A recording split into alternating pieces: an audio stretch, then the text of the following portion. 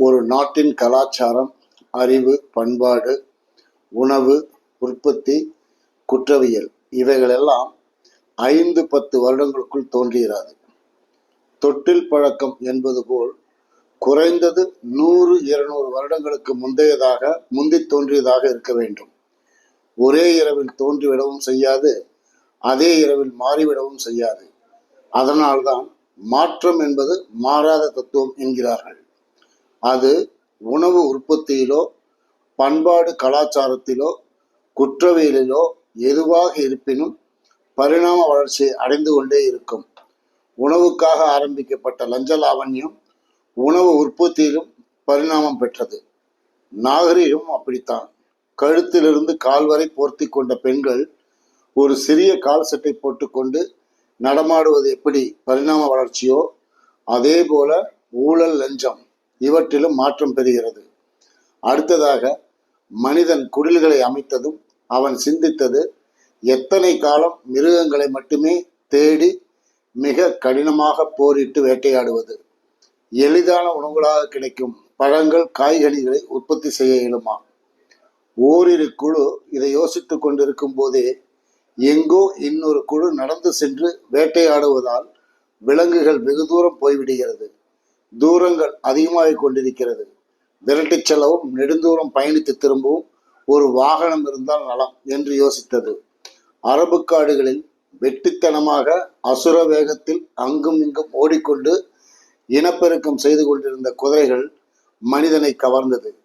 பாலை நிலங்களில் குடிபெயர்ந்த ஒரு குழு ஒட்டகங்களை கவனிக்க ஆரம்பித்தது. ஒரு குதிரைக்கு குழிபறித்து கட்டி இழுத்து வந்து பட்டினி போட்டு அடித்து இவர்கள் உணவு கொடுத்தால்தான் உண்டு என்கிற நிலைக்கு அதை ஆளாக்கினான். முரண்டு பிடிக்காமல் போடுவதை உண்டது புறவிகள். மெல்ல தட்டி அமர வைத்து மேலே ஏறினான்.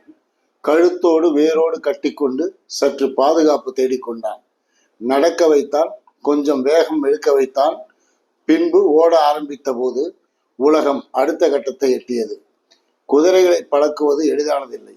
பழக்குவதற்கு 5-6 பேர்கள் நியமிக்கப்பட்டார்கள். குதிரைகள் ஏறினான்.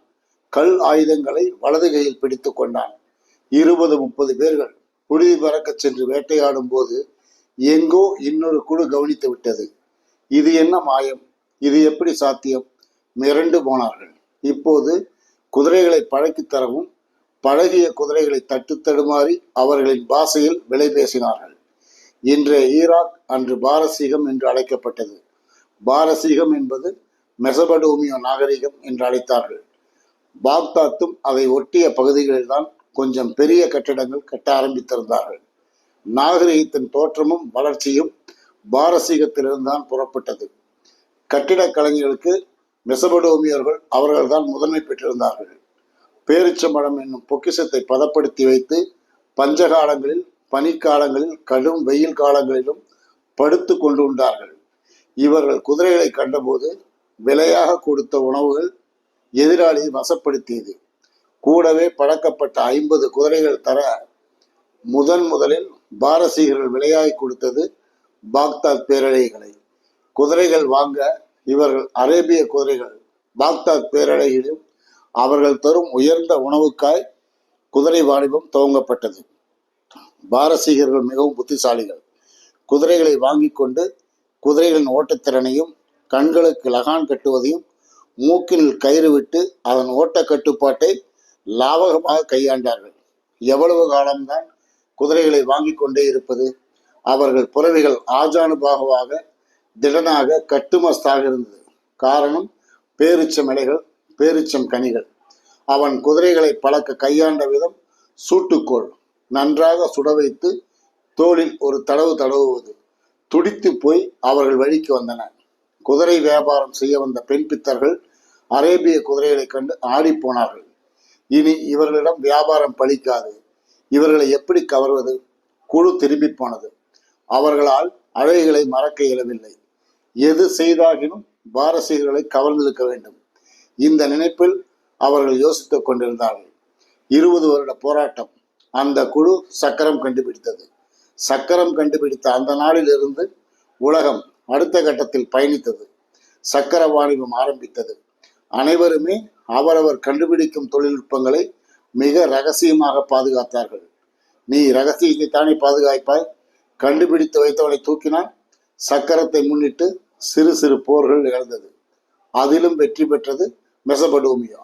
வெகு தூரத்தில் அரபு மனிதன் ஒட்டகத்தை படக்கியிருந்தான். வெகு தொலைவில் இன்னொரு குழு யானையை படக்கியது. சிந்து சமவெளி அதை ஒட்டிய பிரதேசங்களில் ஒரு பெரும் குழு விவசாயம் கற்றிருந்தது. அதையும் தாண்டி சீனா போன்ற பகுதிகளில் மனிதன் பட்டாடைகளை கண்டுபிடித்தான்.